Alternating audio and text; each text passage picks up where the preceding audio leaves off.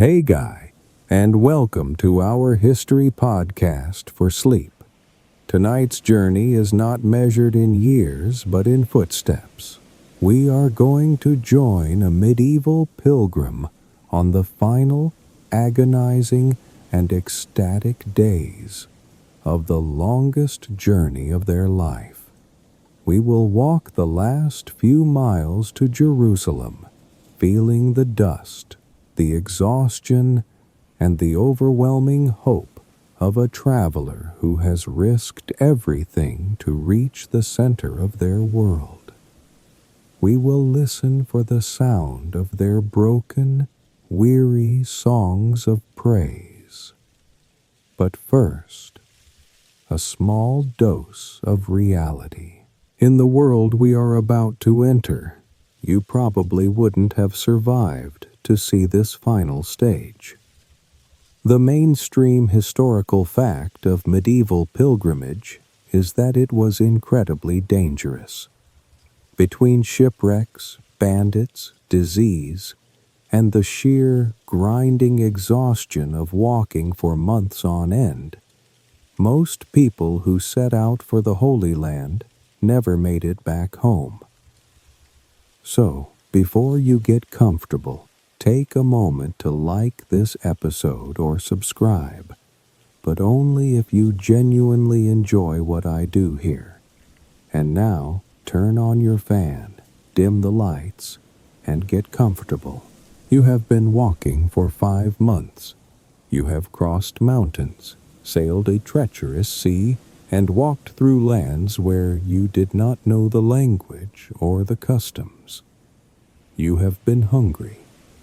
You have been sick, and you have buried 2 of the companions who started this journey with you.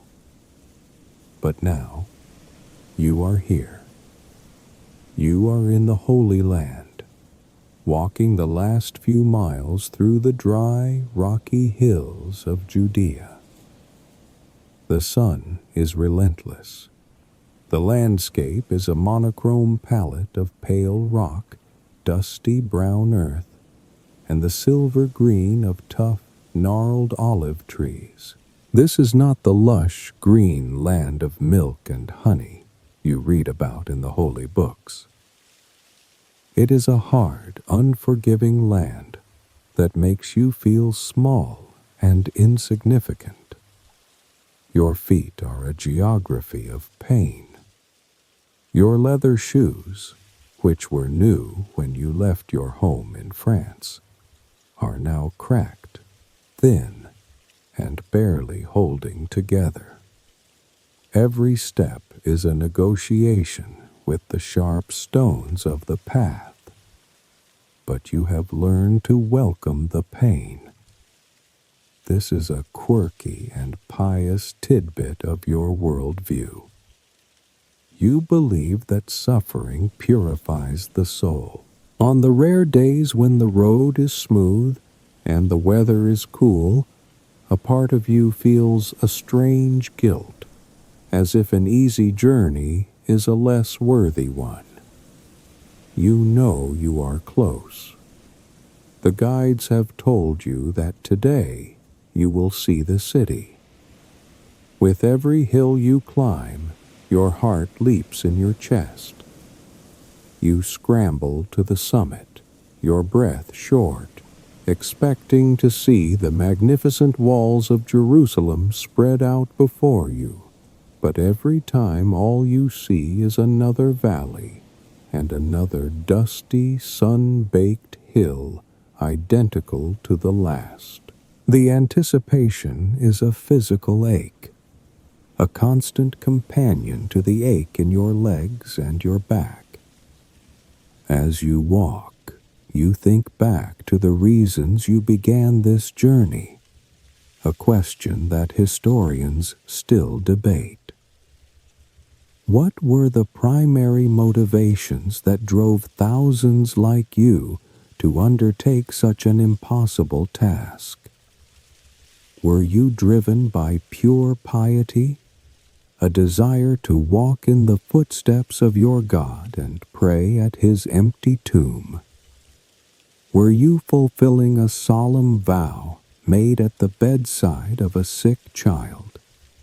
Were you a knight atoning for a life of violence? Or were you, if you are being truly honest with yourself, also driven by a thirst for adventure, a desire to see the wonders of the world, and to return home with a story that no one else could tell? Now, after all these months, all those complex motivations have boiled down to one simple, brute desire: to arrive, to finish, to see the place you have held in your mind's eye for so long. The sun begins to dip towards the horizon, painting the dusty sky in shades of orange and purple. Your small group of fellow pilgrims finds a small, sheltered spot behind a rock outcropping to make camp for the night. There will be no grand entrance today. The city remains hidden just beyond the next hill. You gnaw on a piece of hard, dry bread and take a small sip of your precious water. You wrap yourself in your thin woolen cloak as the desert air grows cold. You lie down on the hard, rocky ground, your body aching, your heart filled with a mixture of profound disappointment and grim determination. Tomorrow, you will walk again. Tomorrow, you will finally see the city. You wake on the cold ground before the sun is up. Every muscle in your body aches. You chew on the last of your hard bread, take a sip of the stale water from your flask, and get to your feet.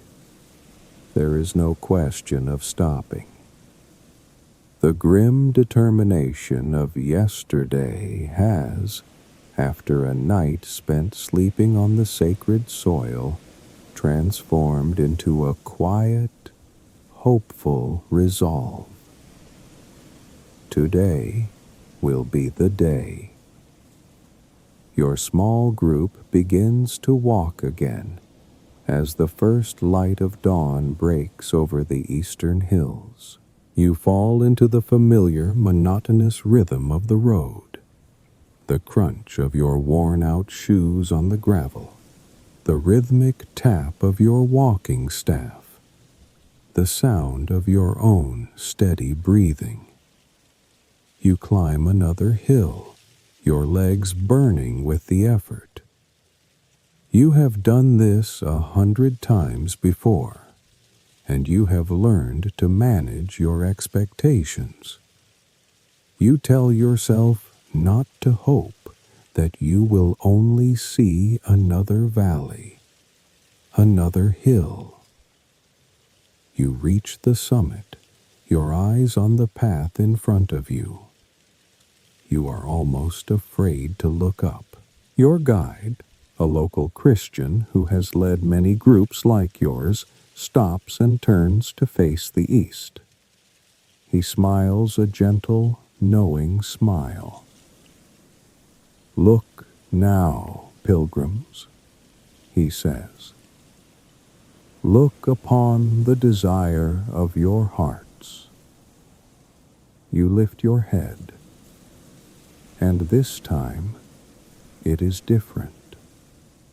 The quirky and dramatic geography of the Judean hills, which has hidden the city from you for so long, has finally relented. There are no more hills in the way. There, nestled in the landscape just a few miles away, is Jerusalem. It is not a city of gold floating in the clouds, as you might have seen in the illuminations of a book back home. It is a real, solid city of stone, clinging to its hills, glowing in the soft, clear light of the morning. Even from this distance, you can see the great golden dome of the shrine on the Temple Mount, and the darker, heavier dome of the Church of the Holy Sepulchre. The city walls, which you have only imagined, are a clear, strong line against the horizon, and the sight of it breaks you. This is the mainstream historical fact of the Pilgrim's arrival, the climax of the entire journey, the months of hardship, the gnawing hunger, the fear of bandits, the memory of the friends you lost to sickness on the way, the endless aching pain in your feet and your back. All of it culminates in this single, overwhelming moment. Your knees buckle. You fall to the ground, onto the rocky soil of the hilltop. You are not the only one. All around you, your fellow pilgrims are overcome. Some are weeping loudly, their faces buried in their hands. Some are singing the words of a psalm, their voices thick with tears. Some are simply staring, their mouths agape, in a state of stunned, silent awe.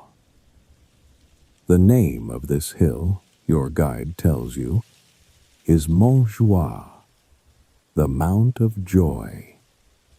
As you kneel there, tears streaming down your own dusty face, you are a part of a phenomenon that historians and psychologists of religion still debate.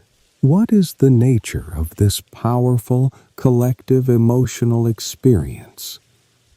Is it a purely spontaneous and authentic overflow of religious feeling, the natural result of an impossibly long and difficult journey reaching its goal? Or is it also a kind of performance, a culturally conditioned response that you have been taught is the proper way to react? Have you not heard stories your whole life of how the good pilgrim weeps at the first sight of Jerusalem? You feel in this moment that the question is meaningless. The emotion is real because the expectation is so powerful.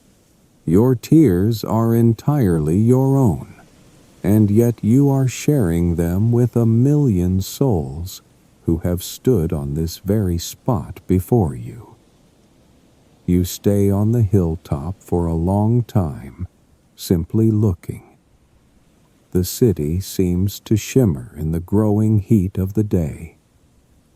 It feels both completely real and entirely dreamlike, a destination you have only ever known in your own heart, now made manifest in stone before your eyes.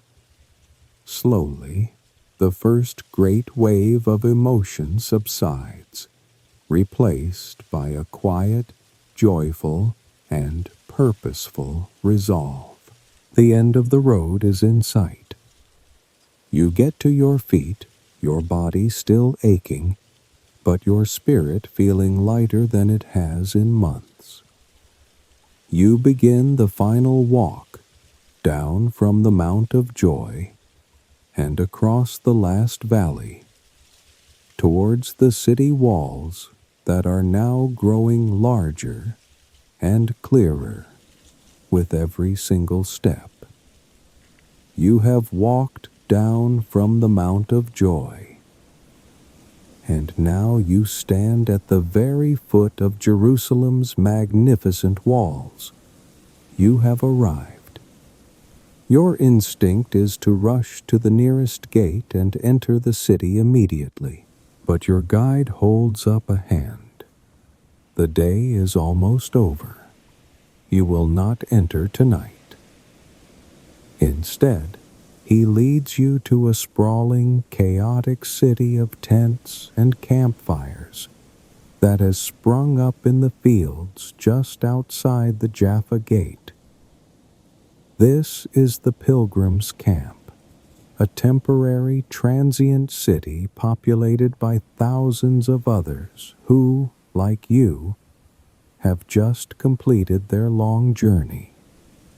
This is the mainstream historical fact of the pilgrimage experience.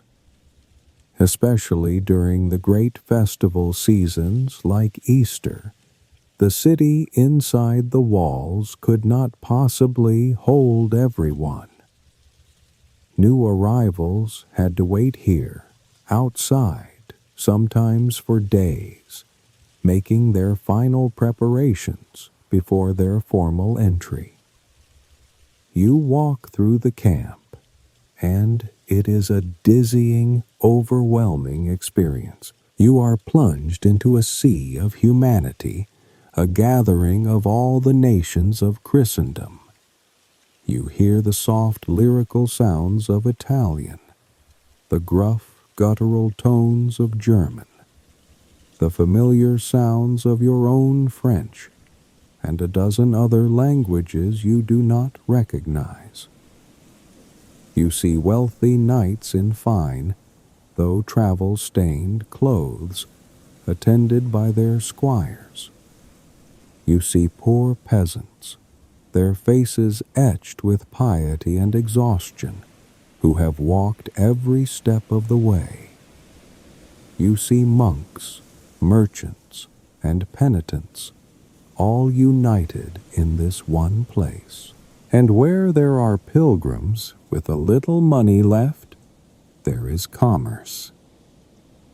This is the quirky, practical reality of the pilgrim economy. Local merchants have set up makeshift stalls, selling bread, wine, and water at a significant markup to a captive audience. Shrewd-looking money changers call out the exchange rates for different currencies, ready to trade your French coins for the local currency you will need inside. Guides, speaking a broken mixture of languages, offer their services to lead groups to the holy sites, promising to show them the true and authentic locations. You find a small, empty patch of ground between a group of pilgrims from England and a family from Flanders, and you make your camp. The conditions are basic, to put it mildly. It is crowded, the air is thick with the smoke of 1,000 small campfires, and the sanitation is non-existent. Historians and archaeologists still debate the level of organization in these camps. Were they well-ordered spaces, perhaps with designated areas for different nationalities? Or were they, as this one feels to you, sprawling, chaotic, and disease-ridden shantytowns? You know that after surviving so many dangers on the road, it would be a terrible irony to fall sick here, on the very doorstep of the holy city. But despite the noise and the chaos, you feel a powerful sense of community, of shared purpose. You are no longer alone on a dangerous road. You are surrounded by people who understand exactly what you have been through, because they have been through it too. You share the last of your cheese with a German pilgrim who offers you a sip of his wine in return. You cannot speak to each other, but you communicate through gestures and smiles. You are united by your common exhaustion and your common trembling hope. Night falls. The camp becomes a beautiful, twinkling sea of campfires under the brilliant, starry sky. The sounds change from the bustle of the day to a low, gentle hum of evening prayers and quiet hymns, sung in many different languages, all blending together into a single soft melody. You look up at the immense, dark, and silent stone walls of Jerusalem, so close now that you feel you could almost reach out and touch them. They are no longer a distant dream. They are a solid, towering reality. You wrap yourself in your thin cloak against the cool night air and lie down on the hard ground. You are at the very threshold of your goal, yet you must wait one more night in this strange, temporary city outside the real city. The anticipation is a tight knot in your stomach. Tomorrow, you will finally enter. Tomorrow, your journey will be complete. You close your eyes, trying to sleep amidst the sounds and smells of a world gathered at the gates.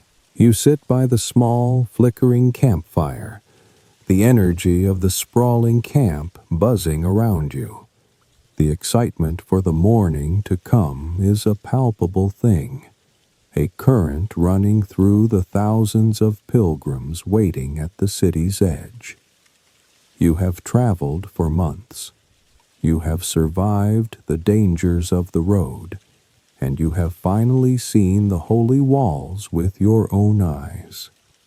But you know that you are not yet ready to enter. Your body has completed its journey, but now your soul must make its final preparation. You cannot walk through the gates of the holy city, the place where God Himself walked on earth, while still carrying the spiritual dirt and grime of your long and difficult journey. You must be made clean. This is the mainstream historical fact that governs this final night of waiting. The absolute necessity of confession. To receive the full spiritual grace of the pilgrimage. To gain the indulgences promised for visiting the holy sites, you must first be in a state of grace yourself. You seek out the priest who has traveled with your small group from France. He is an essential part of your pilgrimage infrastructure, a key figure in the quirky and vital economy of prayer. He is not just a spiritual guide. He is the gatekeeper to absolution. In this camp, there are dozens of priests like him, each serving their flock, each holding the sacramental power to forgive sins, a power that is, at this moment, the most valuable commodity in this entire city of tents. He has set up a makeshift confessional near your fire. It is nothing more than 2 low stools with a piece of heavy cloth draped over a stick to provide a sliver of privacy. You wait your turn, your heart beating a little faster now, not with excitement but with a quiet, introspective nervousness. Then, it is your turn.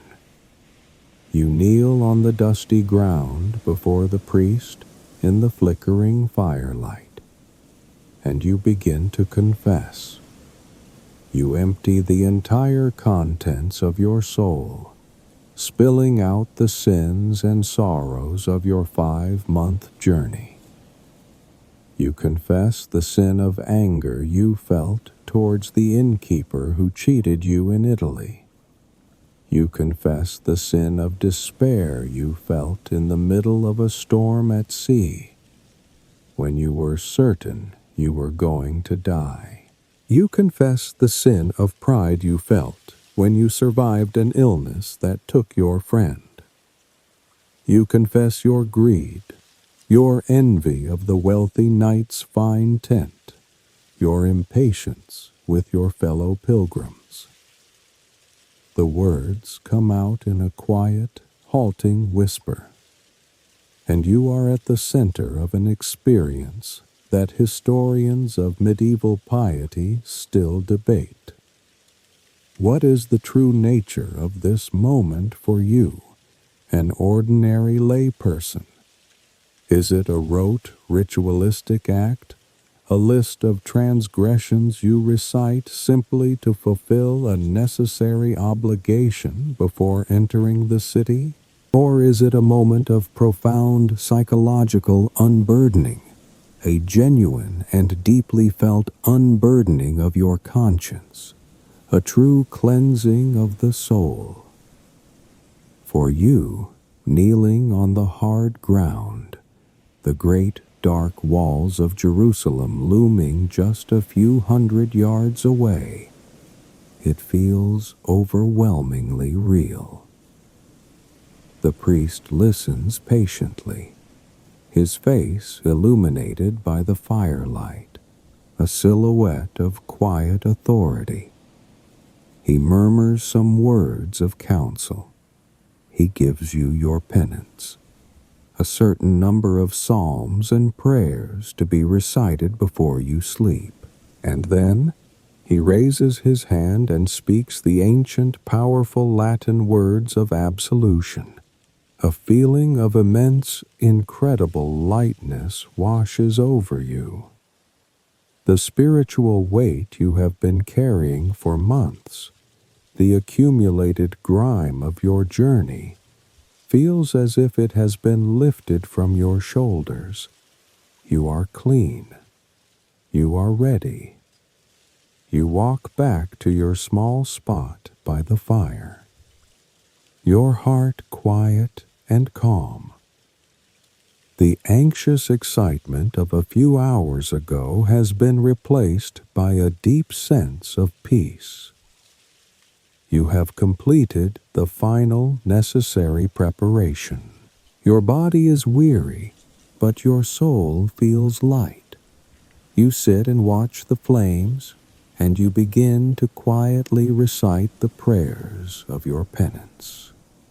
You are now truly prepared for what comes next, the final barefoot walk into the city of God. You manage a few hours of restless, excited sleep by the dying embers of the fire.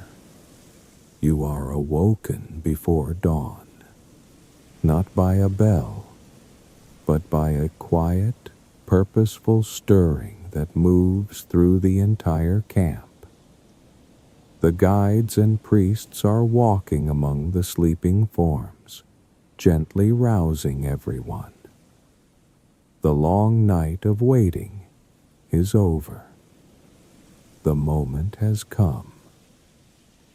It is time for the final approach. You gather with your small group of fellow travelers. The priest who heard your confession last night looks at you all, his face illuminated by the flickering torchlight. Your soul, he tells you, is now clean and prepared to enter the holy city. But one final act of physical humility is required. He reminds you of your own holy scriptures, of the story of Moses approaching the burning bush. He reminds you of the voice of God commanding, "Take off your sandals, for the place where you are standing is holy ground." Today, the priest says, his voice quiet but firm, you will stand on holy ground. You must not walk upon it with the dirt and leather of the road. You will walk as a true penitent. You will walk barefoot. This is the mainstream historical fact of this final sacred approach. It is an act of ultimate reverence and penance, a way of making yourself as low and as humble as possible before God. You sit down on the cold, dark ground. You look at your shoes. They are barely recognizable as the sturdy leather shoes you started with months ago. They are battered, scuffed, and scarred. The soles are worn thin, and the leather is cracked and dry. They have been your most faithful companions on this long journey, protecting you from the sharp stones, the hot ground, and the mud of 100 different roads. They are a map of your entire pilgrimage. With stiff, cold fingers, you undo the leather thongs. You slowly, painfully pull them from your swollen, blistered, and aching feet, and then you stand up. The shock of the cold, pebbly ground on the bare soles of your feet is immediate and intense. The ground is rough, uneven, and sharp. After months of being protected, your feet are now completely exposed and vulnerable. You curl your toes instinctively, trying to shield them from the cold. This single act has changed your entire relationship with the earth beneath you. You are no longer walking on the world. You are feeling every single detail of it. You look around you in the pre-dawn gloom. Everyone is doing the same.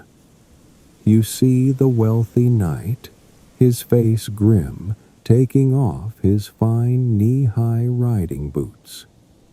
You see the poor peasant from Germany unwrapping the rags he had tied around his feet. And you are all, in this moment, exactly the same. The knight's rank, the merchant's wealth, your own status. It all vanishes. You are all just a collection of vulnerable human beings with bare, tender feet. And this is a meaning of the act that historians and anthropologists still debate. Was it purely an act of individual piety, a personal transaction between a pilgrim and their God?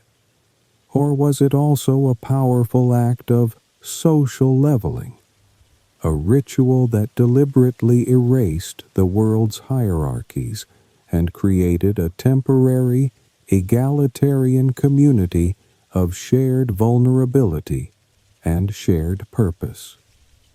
What do you do with your old shoes? This is a quirky and personal question every pilgrim must answer. You see some people simply leaving them behind, abandoning them in a growing pile at the edge of the camp, a final symbolic shedding of their old life. Others are preparing to burn them in a fire, a ceremonial farewell. You, however, cannot bear to part with them.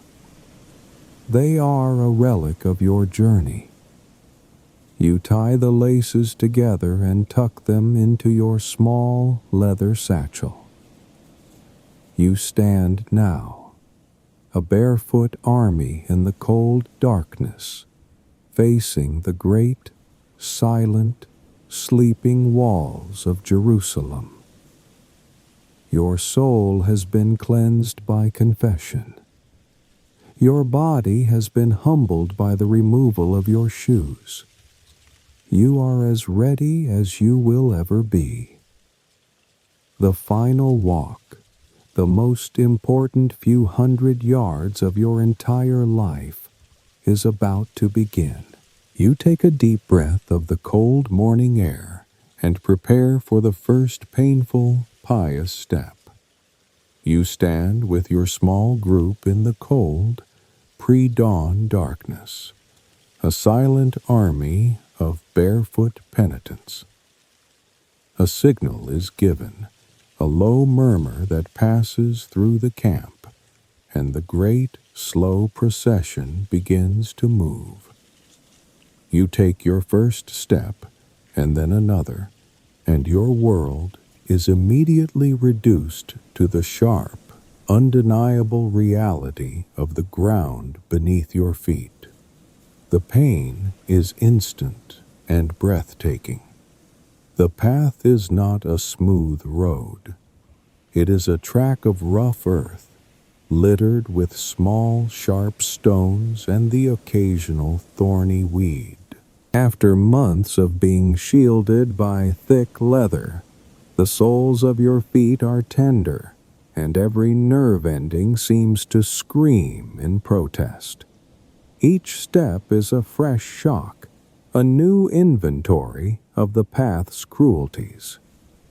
You feel a sharp flint here, a rough patch of gravel there. The cold of the ground seems to travel directly up your legs and into your bones. Your first instinct is to recoil, to try and walk on the balls of your feet, to do anything to lessen the pain. But then you remember the purpose of this act. The pain is not an obstacle to be avoided. The pain is the prayer, and so you lean into it. You force your feet flat against the ground. You accept the sharp sting of each new step. This is the final and most intense lesson of your pilgrimage, and you are at the heart of an experience that historians of emotion still debate. How did medieval people truly understand and process physical pain in a religious context? Was it merely a negative thing to be endured on the path to a holy site? Or was it actively embraced as a powerful spiritual tool, a way to physically imitate the sufferings of Christ and the martyrs, a method of purifying the soul in a way that simple, painless prayer could not? For you, in this moment, it is the only prayer that makes sense. Each step is a word. Each wince of pain is a plea for mercy. The raw, physical sensation is so total that it silences the chattering thoughts in your mind, leaving only the pure, focused reality of this painful, holy walk. You are not moving as an individual, but as part of a formal procession. This is the mainstream historical fact of this final approach. The priest from your group walks at the front, holding a simple wooden cross aloft. Another pilgrim carries a single, flickering candle, its small flame a brave and fragile thing in the vast darkness. You begin to walk in a slow, shuffling, limping rhythm, the gait of a barefoot army. You think of the stories you have heard of even more devout pilgrims, a quirky and extreme form of piety. Those who would measure the way with their own bodies, lying down on the ground, marking the spot, and standing up again, covering the entire distance of the Holy Land with the length of their own frame. Compared to that, your simple, painful walk feels like a small offering. The sky begins to lighten in the east, from a deep indigo to a soft, pearly gray. The great stone walls of the city, which were a dark, intimidating shape in the night, now begin to take on form and color. You can see the individual stones, the texture of the wall, the dark arch of the Jaffa Gate waiting for you. The destination is close, so painfully close. You lift your eyes from the treacherous ground and look at the faces of your fellow pilgrims. They are etched with a strange mixture of agony and ecstasy. Tears stream down their faces, but you cannot tell if they are tears of pain or tears of joy. Perhaps they are both at once. You are learning the final lesson of the road. The journey was not just about covering the miles. It was about emptying yourself out, stripping away your pride, your comfort, your very shoes, until all that is left is the raw, vulnerable, and hopeful core of your soul. This final, painful walk is designed to ensure that you arrive not as a triumphant tourist, but as a humble, broken, and grateful supplicant, worthy of entering the city where your God himself once walked. You are walking on a carpet of sharp stones, and the sun is beginning to rise, casting a pale, horizontal light across the landscape. The pain in your feet has become a steady, throbbing rhythm, a drumbeat of suffering that accompanies every step. You have focused on it, embraced it as a prayer. But now, another layer of devotion begins. The priest at the front of your small procession, his own face a mask of pained concentration, lifts his head and begins to sing. But the sound that comes from his mouth is not the strong, resonant, beautiful voice you have heard leading the prayers in a stone church. It is a dry, cracked, and weary sound. It is the voice of a man who has been walking for months, whose throat is coated with the dust of the road, whose body is weak with fatigue. He is singing one of the Psalms, a traditional song for this very moment. This is the mainstream historical fact of your procession. You are singing one of the Psalms of Ascent, the ancient hymns sung by pilgrims as they made their way up to the temple in Jerusalem. I was glad when they said to me, he sings, his voice wavering, "Let us go to the house of the Lord. Our feet are standing within your gates, O Jerusalem." The words are so perfect, so impossibly appropriate for this moment, that they send a shiver through you. One by one, the other pilgrims in your group join him. A woman from your village adds her thin, reedy voice. A big, burly merchant who has been stoic for the entire journey begins to sing, his voice thick with an emotion he can no longer contain. You open your mouth to join them, but what comes out is a dry, hoarse rasp. This is the quirky and physical reality of the broken song. After months of poor nutrition, constant exposure to the elements, and the sheer physical strain of the journey, your vocal cords are as worn out as the leather of your old shoes. This is not the beautiful, harmonious choir of a great cathedral. This is a chorus of exhaustion. It is the sound of cracked vessels, of broken instruments offering up a flawed but honest praise. And as you sing your broken song, you can hear other similar sounds drifting across the fields from other groups of pilgrims.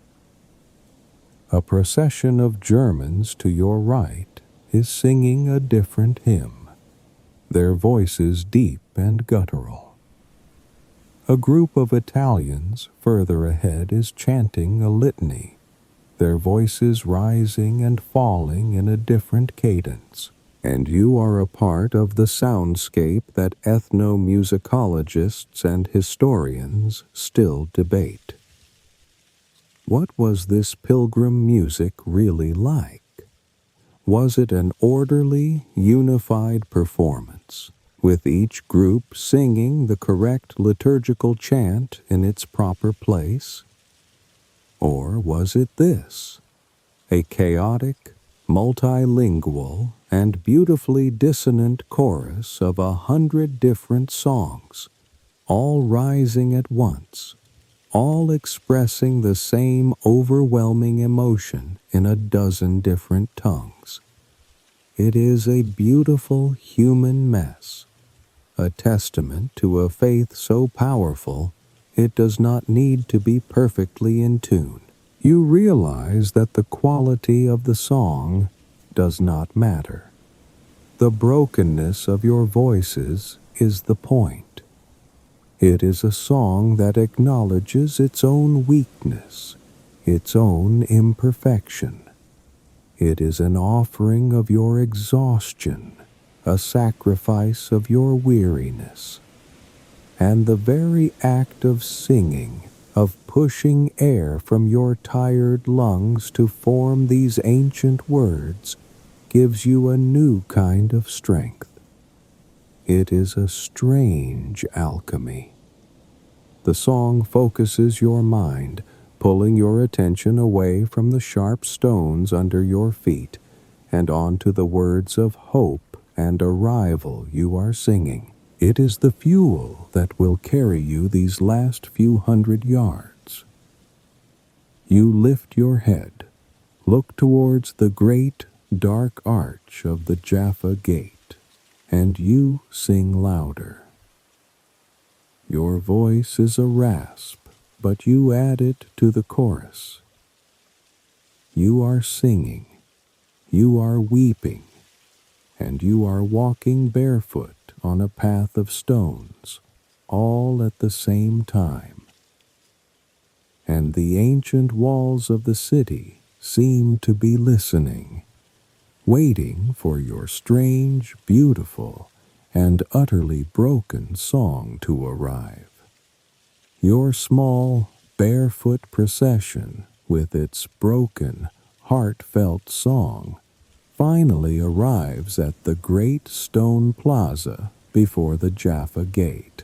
The singing falters and dies out, replaced by a collective, breathless silence, as you all stand in the shadow of the immense stone structure. The sun is higher in the sky now, and the heat is beginning to build, but you barely notice. All of your attention, all of your being, is focused on the dark, waiting archway in front of you. This is the door, the end of the road. The gate looms over you, a fortress in itself. You can see the arrow slits in the high tower above and the openings through which defenders could pour down whatever was necessary to repel an attack. It is a reminder that this city you are about to enter is not just a holy place. It is a conquest, a prize that has been fought over for centuries and must still be defended. As your group approaches the entrance, you are met by a small contingent of Ottoman officials. This is a quirky and practical detail of your arrival. It is not just a matter of walking in. There is bureaucracy at the gates of heaven. There are guards, of course, but there are also official toll collectors, here to extract the required entry tax from all Christian pilgrims. A sour-faced man inspects your group, counts you, and your priest pays the fee from the small fund kept for this purpose. Another official, a kind of health inspector, gives you all a cursory look, checking for the obvious signs of plague or other diseases that could threaten the city. Finally, you are given permission to enter. You take a deep breath and step out of the bright morning sunlight and into the cool, dark, echoing interior of the gatehouse. The change is instantaneous.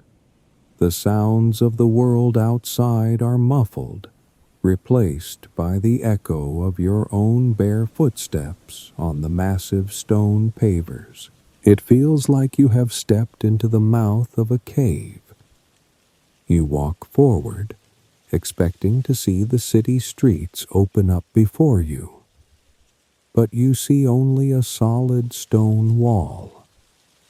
This is the mainstream historical fact of the gate's brilliant defensive design.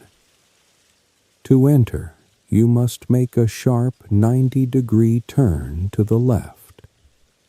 The passageway is narrow, the stone walls are high, and the ceiling is low. You are funneled through this dark, angled tunnel, and you feel incredibly vulnerable, your small group forced into a single-file line. You understand immediately how effective this would be at stopping a charging horse or a small attacking force. And as you make this turn in the gloom, you feel the intended effect of this architecture, a subject that historians of urban design still debate. What is the psychological impact of such an entrance?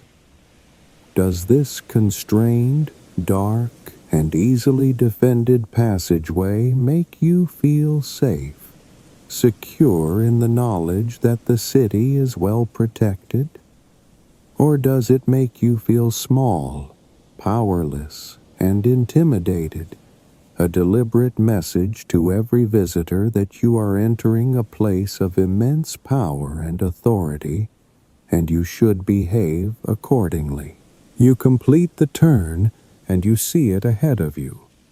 A second archway, a bright rectangle of light at the end of the stone tunnel. That is the true entrance into the city. That is your destination. You walk toward it, your heart pounding. And then you take the final step.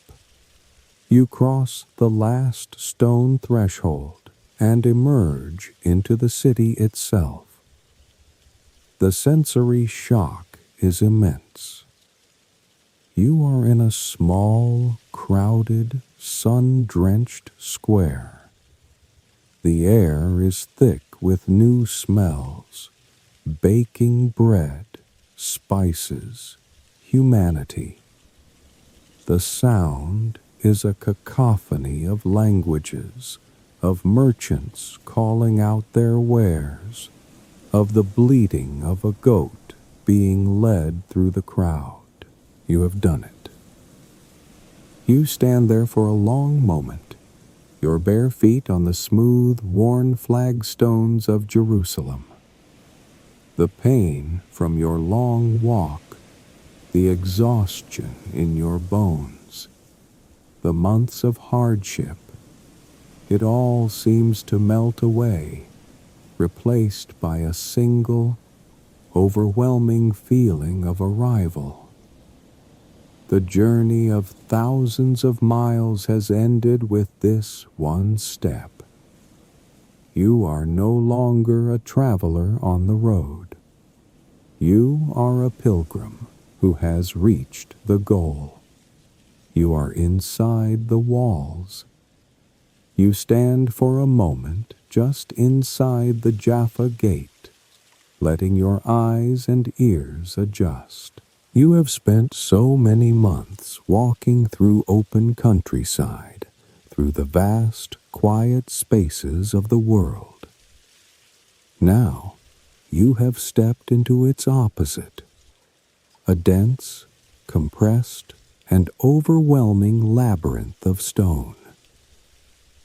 You expected the holy city to feel like a great, open-air cathedral. You discover it feels like a cave.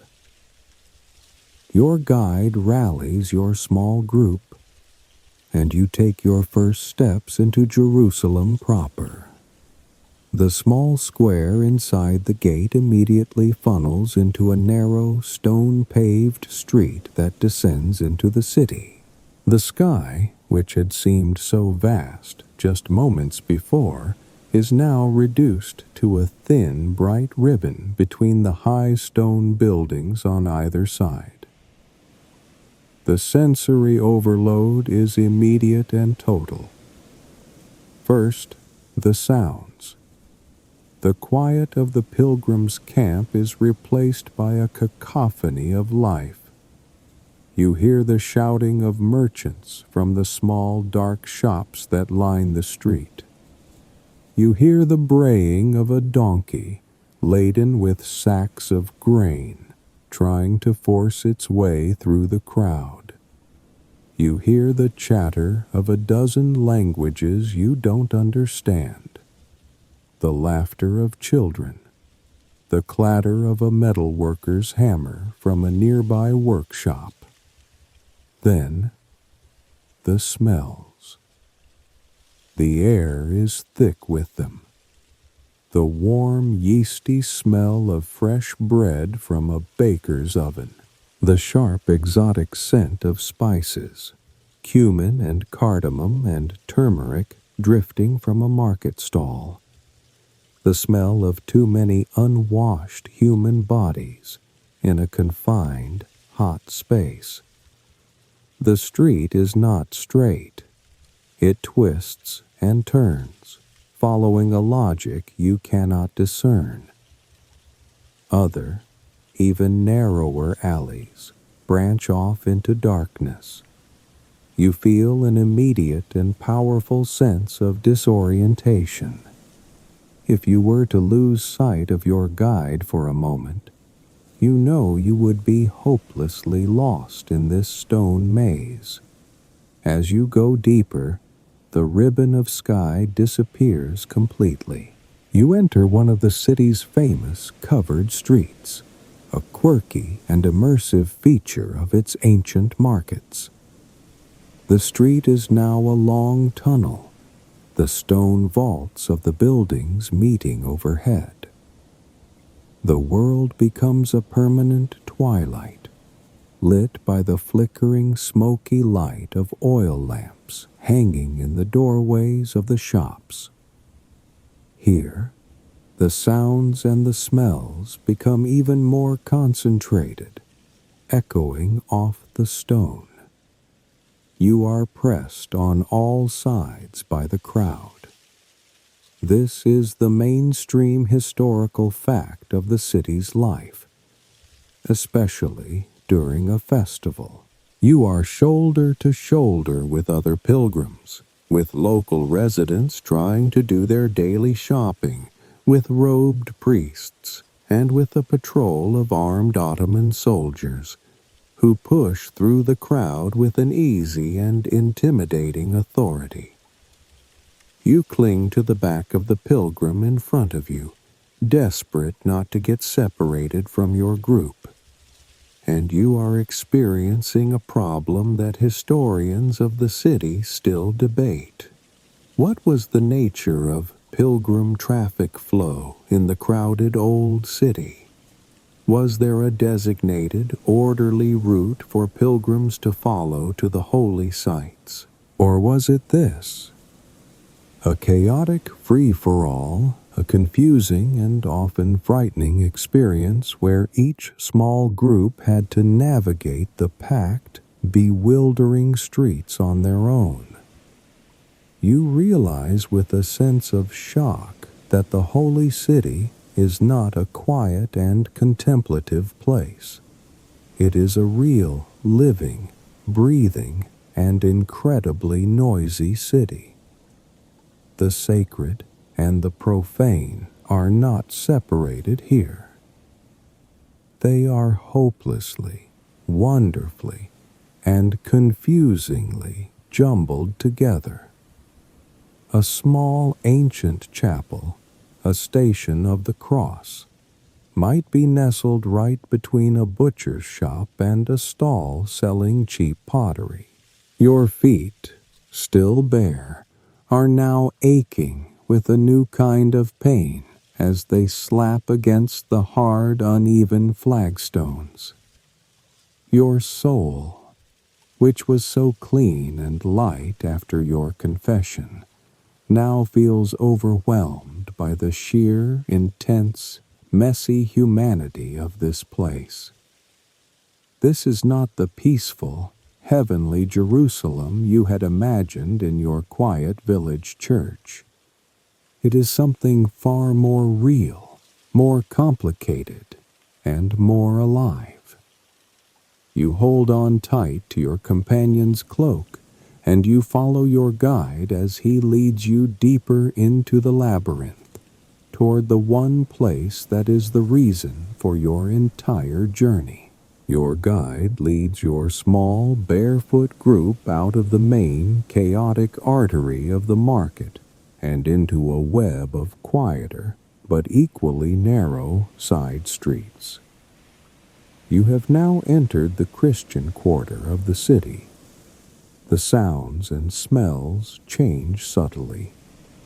The scent of spices is replaced by the faint, sweet smell of church incense drifting from an open doorway. The shouting of merchants gives way to the distant sound of a single church bell. The mood of your group shifts.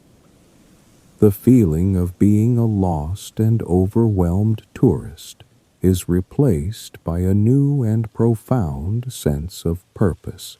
Your guide turns to you, his voice low and solemn.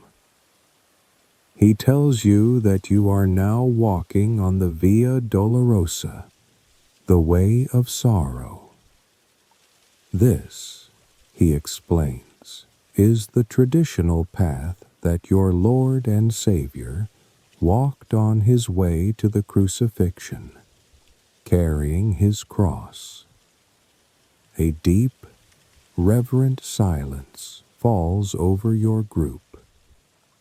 Your painful, barefoot walk, which until now has been an act of general penance and humility, now takes on a new and much more specific meaning.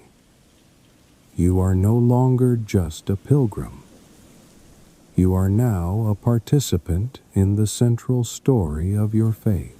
Every step you take is an attempt to walk in his footsteps. Every sharp stone you step on is a small way of sharing in his suffering. You look down at the worn, uneven flagstones under your feet. Are these the actual, physical stones that he walked on over 1,000 years ago? Your logical mind knows it is unlikely. The city has been destroyed and rebuilt since then. And the historical authenticity of this specific route is a subject of ongoing debate among scholars. The path has changed over the centuries, solidifying into this traditional form only recently. But you realize that it does not matter. You are not walking a path of archaeological precision. You are walking a path of prayer, a route sanctified not by historical certainty, but by the footsteps and the faith of millions of pilgrims who have come here before you. Your guide leads you slowly along the winding way. There are no grand signs or monuments. Instead, he stops at certain points, his voice a quiet whisper. "Here," he says, pointing to a small, unassuming doorway, "is where he was condemned." A few 100 feet later, he stops again. Here is where he fell for the first time. At another corner, he points to a small chapel. Here is where he met his grieving mother. These are the stations of the cross, and they turn the entire neighborhood into a living, breathing memorial. You notice that the way of sorrow is not a single straight street. This is a quirky detail of the route. It is a winding path that takes you through several different named alleys and streets. It forces you to turn left, then right, disappearing into covered passages and emerging into small sunlit squares. The path is woven into the very fabric of the living, breathing city. You must follow it through the heart of everyday life. With each station you pass, with each corner you turn, the sense of anticipation builds in your chest until it feels like a physical pressure. You know where this path is leading. You know what lies at its end. The air seems to grow thicker, the scent of incense stronger. The quiet reverence of your own small group seems to be mirrored by the other groups of pilgrims you now see on the same path, their faces all wearing the same expression of pained, hopeful awe. Your guide leads you down one last, narrow, covered street, the sounds of the city muffled by the stone vaults above. He stops your group just before a final sharp turn. He points ahead, around the corner. "Prepare yourselves," he whispers. "Just around this bend is the courtyard of the Church of the Holy Sepulchre." You stop. You take a deep breath. This is it. You have followed the path of his suffering. You are now about to arrive at the place of his death and his resurrection. The entire purpose of your journey, the reason for the months of walking, the hunger, the fear, the pain in your bare feet, it has all led you to this one final corner. You close your eyes for a moment, steadying yourself, and then you take a step forward, ready to see the center of your universe. You take a final steadying breath and step out from the narrow covered street into the bright sunlight. The space opens up into a wide stone-paved courtyard. And there, before you, is the reason for your entire journey. The destination of your 5-month walk, the facade of the Church of the Holy Sepulchre. It is not as grand or as ornate as the great cathedrals of your homeland. It is an ancient, sprawling, and somewhat mismatched collection of stone walls, domes, and bell towers, all crowded together. It looks less like a single perfect building and more like a small, holy city in itself, its walls bearing the scars of centuries of destruction, fire, and rebuilding. A profound sense of awe washes over you. You have arrived. The courtyard is not a quiet, contemplative space. It is a microcosm of the pilgrim camp outside the walls, a sea of humanity from every corner of Christendom. You see a solemn procession of your fellow Frenchmen, Franciscan friars, chanting as they enter the church. You see a group of Greek priests, their long black robes and tall hats marking them as distinct, conversing in a corner. You see Armenian monks, their pointed hoods giving them a mysterious air. You hear Italian, German, English, Spanish. A babel of languages all united by the common purpose that has brought them to this one sacred plaza. But you also sense a tension in the air. This is the great paradox of this holy place, a dynamic that historians and sociologists of religion often debate. This courtyard is a symbol of Christian unity, the one place where all the different confessions of your faith gather.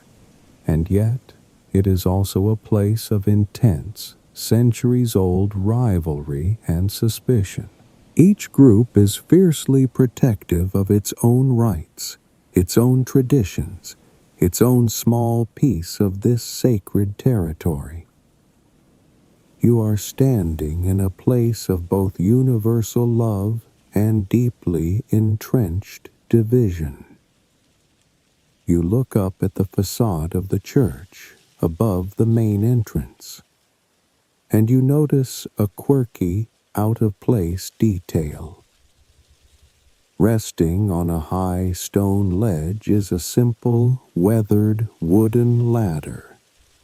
It looks as if a workman left it there after making a repair and simply forgot about it. Your guide, noticing your gaze, tells you its story. That ladder, he says, has been there for as long as anyone can remember, for at least a century, maybe more. It is now known as the immovable ladder, because of a delicate agreement between the various Christian communities that control the church. No one can move, repair, or even touch that ladder without the unanimous consent of all the other communities. And since that consent can never be reached, the ladder simply rests there, year after year, a strange, silent, and slightly absurd symbol of the deep and lasting fractures within the body of Christ. Your small group begins to move through the crowded courtyard towards the great, dark, open doorway of the church itself. The anticipation you have felt for months has now become an almost unbearable pressure in your chest. You are about to enter the building that contains the two holiest sites in your faith, the two poles of your entire spiritual universe.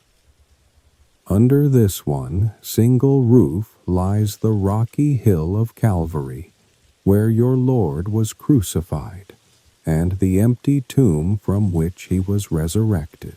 You have walked thousands of miles. You have confessed your sins. You have humbled yourself by walking barefoot on the painful road. You have reached the final threshold. The noise and the bright sun of the courtyard are behind you. Before you is the cool, deep darkness and the sacred silence of the church. You take one last deep breath of the outside air, and with a heart full of a feeling you cannot name, a mixture of fear, joy, sorrow, and awe. You step across the ancient stone threshold and into the heart of the mystery. You step across the worn stone threshold, leaving the bright, noisy courtyard behind you. And you walk into another world. The brilliant, harsh sunlight of Jerusalem vanishes, replaced by a deep, cool, and cavernous darkness. The babble of the crowd is instantly muffled, swallowed by a profound and heavy silence, a silence made of stone and centuries of prayer. Your eyes slowly adjust to the gloom. The air itself feels different here. It is thick and heavy, and it carries the most sacred and ancient smell you have ever encountered. It is the smell of millennia of worship. It is the scent of cold, damp stone, the sweet, waxy aroma of thousands upon thousands of beeswax candles that have burned down to nothing, and, above all, the rich, pervasive, and holy scent of incense. It is a smell so thick and so old it feels as if it has soaked into the very walls, a permanent perfume of prayer. The interior of the church is not what you expected. The great cathedrals of your homeland are vast, open, soaring spaces, designed with a single, unified architectural vision. But this, the holiest church in all of Christendom, is not like that at all. It is a confusing, sprawling, and almost chaotic labyrinth of different chapels, dark stairways, hidden corners, and competing sanctuaries, all crammed together under one ancient roof. You can see a Greek Orthodox chapel here, an Armenian altar there, a Latin Franciscan space just beyond. The building itself is a physical map of the divisions of your faith. As you stand near the entrance, taking it all in, your guide points to the great wooden doors you just entered. He tells you a quirky and wonderful story that speaks volumes about the city. The keys to this, the most important church in the Christian world, are not held by a patriarch, a cardinal, or any priest. They are held by two local Muslim families, the Judae and the Nusaybe. This arrangement was established centuries ago by a wise Muslim ruler to stop the various Christian denominations from fighting amongst themselves over the simple privilege of opening the church in the morning and locking it at night. Every single day, a member of one of these families unlocks the door to let the Christians in, a testament to this city's complex and sometimes surprisingly pragmatic arrangements. You are standing on what tradition tells you is the holiest ground on earth. But in the back of your mind, a small intellectual question may arise. How do we know for certain? The authenticity of the sites within this church has been a subject of intense scholarly and theological debate for centuries. The tradition identifying this as Golgotha is ancient, begun by the mother of the Emperor Constantine in the 4th century. But is it possible she was mistaken? You quickly push the thought away. You are not here as a historian, demanding proof. You are here as a pilgrim. Your journey has been an act of faith, and this is its final test. You look around at the only source of light. There are no great windows here. The space is illuminated by thousands of flickering flames. Great chandeliers of silver oil lamps hang from the high, dark ceiling. Candelabras with hundreds of beeswax candles stand on the floor. Every chapel, every icon, every altar has a forest of smaller candles burning before it, left by pilgrims like you. The air shimmers with this moving, living light, and the shadows it casts seem to dance on the ancient stone pillars. You have now fully entered the sacred space. Your senses have adjusted to the darkness, the weighted silence, and the holy air. You are standing in a place that feels as if it is outside of normal time. A living museum of faith, a labyrinth built of devotion, rivalry, and deep, ancient memory. You are ready to approach the first great holy site within these walls, the place where your Lord's body was prepared for burial.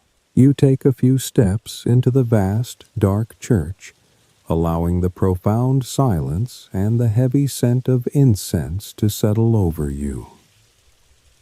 Your guide leads you forward, past the main entrance, to a flat, polished slab of reddish stone set into the floor. It is about the length of a man. Above it, a row of ornate silver lamps hangs on long chains, their flickering flames casting a warm, oily light onto the stone's surface, making it gleam. The stone of anointing, your guide whispers, his voice filled with reverence. This, he explains, is the spot where the body of your Lord was laid after it was taken down from the cross. This is where Joseph of Arimathea and Nicodemus washed the body, anointed it with myrrh and aloes, and wrapped it in a clean linen shroud before placing it in the tomb. This is the stone that received the dead weight of God.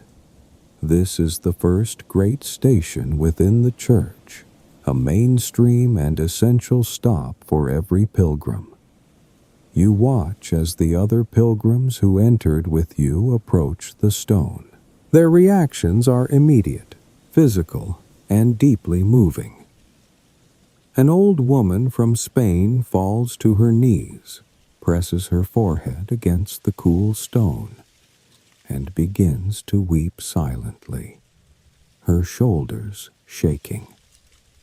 A man from your own country, a stern-looking knight you saw in the camp, removes a small vial from his pouch. He pours a few drops of fragrant, spiced oil onto the stone, then takes out a clean linen cloth and rubs it in the oil, capturing the essence of the holy place to take back home as a precious relic. Another pilgrim simply lies prostrate, kissing the stone with a reverence that is absolute. This is the quirky and physical tidbit of medieval devotion. It is not enough to simply see the holy place. You must touch it, kiss it, weep on it, anoint it. You must have a direct, physical, sensory connection with it. Then the small crowd shifts, and there is an open space before the stone. It is your turn. You walk forward and kneel on the hard, cold floor. You reach out a trembling hand and place your palm flat on the stone surface. It is surprisingly smooth, almost silky to the touch, worn down by the hands and the lips and the tears of millions of pilgrims who have knelt in this exact spot before you. As you kneel there, a rational part of your mind knows the truth that historians and archaeologists still debate. The historical authenticity of this specific stone slab is, of course, uncertain. The church has been destroyed and rebuilt, and this particular stone was likely laid here during a reconstruction in the 19th century. But you realize in a moment of profound clarity that it does not matter. The physical object is just a marker. The holiness is in the spot. The sanctity of this place has been built up over 1,000 years by the sheer, concentrated power of human faith. You are kneeling in the same space, participating in the same ritual, and feeling the same emotions as countless souls before you. You are connecting not just to an event, but to an immense river of prayer.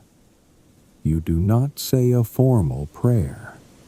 No words are necessary here. You simply lower your head until your forehead rests on the cool, oil-scented stone, and you let the overwhelming emotions of your entire journey wash over you. The memory of the long, painful road, the gratitude for your survival, the sorrow for the sins you confessed last night, the awe of finally being here. And you let your own tears fall freely, adding their small, salty measure to the layers of oil and perfume left by all the others. You remain there for a long time, lost in the moment, the sounds of the church fading into a distant hum. You have anointed the stone with your own sorrow and your own reverence. You have left your own small mark on its long story. Finally, you push yourself back to your feet, feeling a sense of peace and release, as if you have left a heavy burden there on the stone. You have paid your respects at the place of anointing.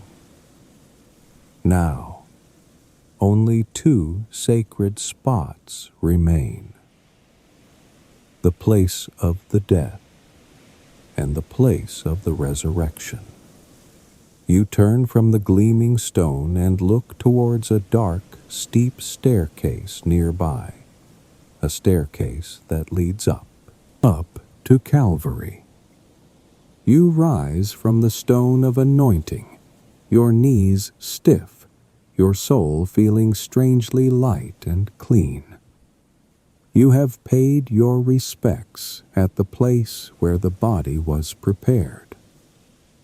Now you turn your attention to the great rotunda, the space directly beneath the church's largest dome.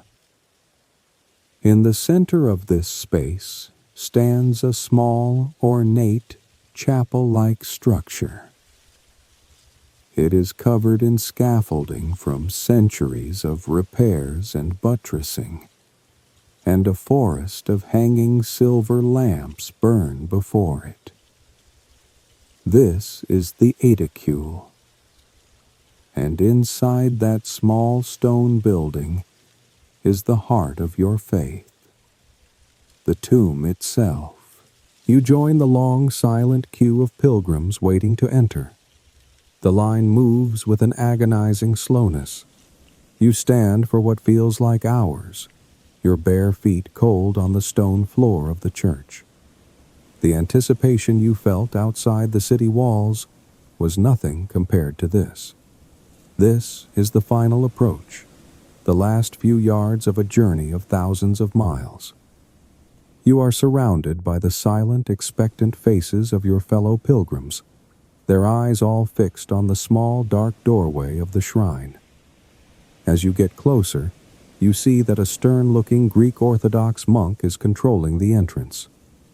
He allows only 2 or 3 people to enter at a time, and his expression makes it clear that their time inside will be short. Finally, you are at the front of the line. The monk ushers you forward.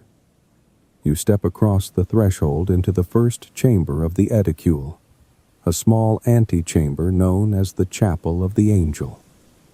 It is cramped and filled with more burning candles. The monk points to an even smaller, lower doorway, an opening you will have to crouch down to get through. He holds up a single finger, reminding you that your moment will be brief. You bow your head, humbling yourself to pass through the low stone doorway, and you step into the inner chamber. You have arrived at the center of the world. This is the mainstream historical fact of the Holy Sepulchre. You are now inside the tiny room that encloses the tomb of Christ. It is impossibly small. You can stretch out your arms and almost touch both walls. The air is warm and thick, heavy with the scent of melted beeswax and the sweet, cloying smell of centuries of incense. The only light comes from a few flickering candles that illuminate the space in a soft, holy glow. The room is dominated by a flat, polished marble slab, which covers the original rock bench upon which the body of your Lord was laid. And in this tiny, silent, holy space, the emotional weight of your entire pilgrimage finally comes crashing down on you. The months of walking, the pain in your feet, the fear, the hunger, the confession, the awe. It all coalesces into a single, overwhelming feeling that is so powerful it threatens to bring you to your knees. This is a quirky and well-documented phenomenon of this place, an intensity so profound it can sometimes overwhelm the senses. You fall to your knees on the hard floor. You reach out a trembling hand and touch the marble slab. It is cool and smooth. You press your forehead against it. You do not pray with words. Your entire being is a prayer. You are here. You have made it. You are kneeling in the place where death itself was defeated. The place where your faith believes the history of the world was broken open and remade. As you touch the marble, you are aware that you are touching a covering, a protection. And the question of what lies beneath this marble slab is a source of continuous study and debate. In a future you cannot imagine, scientists will be allowed to briefly lift this slab, to use radar and lasers to analyze the original rock bench, the one that you can only touch through faith.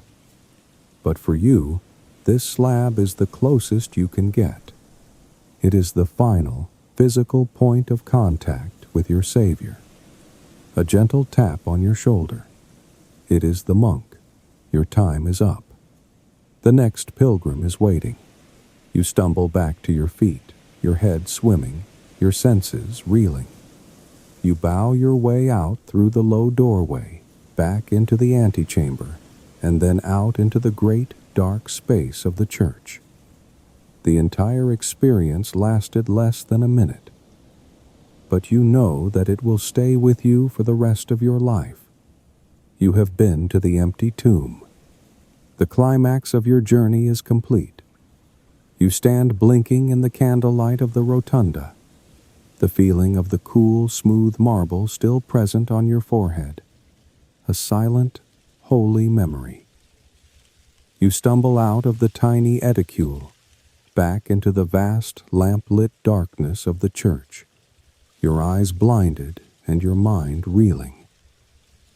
The brief, intense moment in the silent tomb feels more real than the solid stone floor beneath your feet.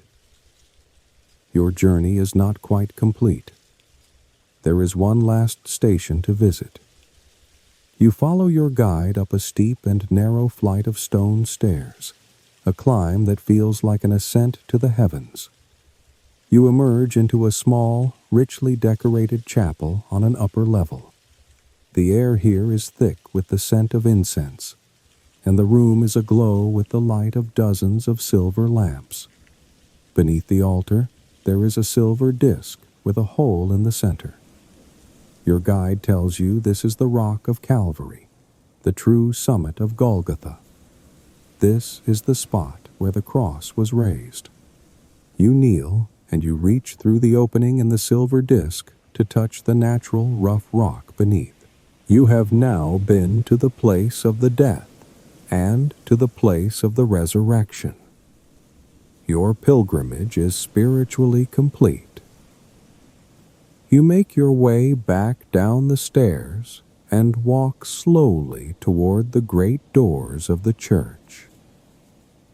As you step out of the cool darkness and back into the bright, noisy, sun-drenched courtyard, the world seems both exactly the same and completely, irrevocably different. The sounds of the city, the heat of the sun, it all seems distant, like a scene from someone else's life. You feel as though you are wrapped in a bubble of quiet peace. You spend a few more days in Jerusalem, visiting the other holy sites. But your time here is drawing to a close. Before you leave, you gather your own humble relics, the quirky and essential proofs of your journey. You do not have the money to buy expensive painted icons or silver reliquaries. Instead, you walk to the Mount of Olives and find a small, smooth gray stone, which you wrap in a piece of cloth. You obtain a small vial of water from a holy well, and, most importantly, you have a dried palm frond from the road to Jericho, the traditional symbol of a pilgrim who has completed the journey. This is your treasure. Then, the time comes to leave. You join a large caravan of pilgrims heading west, back to the port at Jaffa. As you walk away from the city and climb the first hill, you stop and look back one last time. You see the great walls, the golden dome, and the dark dome of the Holy Sepulchre, all shimmering in the afternoon light. It no longer seems like a distant dream. It is a real place, a memory that is now a part of you. You know that if you are fortunate enough to survive the long journey home, you will be a different person. This is the mainstream historical fact of your new status. You will no longer be just a simple man from your village. You will be a palmer, a Jerusalem pilgrim, a man who has walked on holy ground and lived to tell the tale. You will be treated with a new respect, a new reverence. You will be asked to tell your stories for the rest of your life. But as you turn your back on the city and set your face toward home, you wonder what the long-term effect will be. Historians and sociologists of tourism still debate this. How does a person readjust to their ordinary life after an experience of such immense hardship and spiritual ecstasy? Can the change truly last when you are back in the familiar world of your farm, your workshop, and your family? Or will the profound feelings of this journey slowly fade like a beautiful dream under the relentless, mundane pressures of everyday life? For now, you do not worry about that. You simply walk. The pain in your feet has subsided into a dull, familiar ache.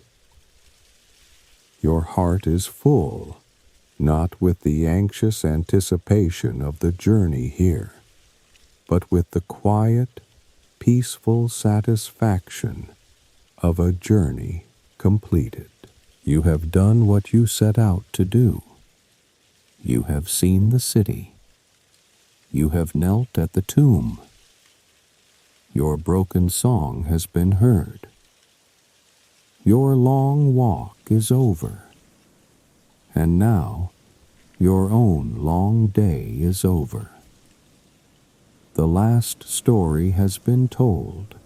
The final step of the journey has been taken. The pilgrim has emerged from the darkness of the tomb and back into the light, his quest complete, his soul at peace. You can let the memory of the journey fade now. Let the feeling of the cool, ancient stone and the sound of the broken, whispered songs dissolve into the quiet of your own room. The winding streets of the old city grow still. The thousands of candles in the great church have burned down. The last echo of the pilgrim's prayer has faded away, leaving only a deep and profound silence. There are no more hills to climb, no more roads to walk. There is only this stillness, this moment of rest at the end of a long, holy journey. And in this perfect quiet, you can let your own mind grow still and allow yourself to drift into a deep and peaceful sleep.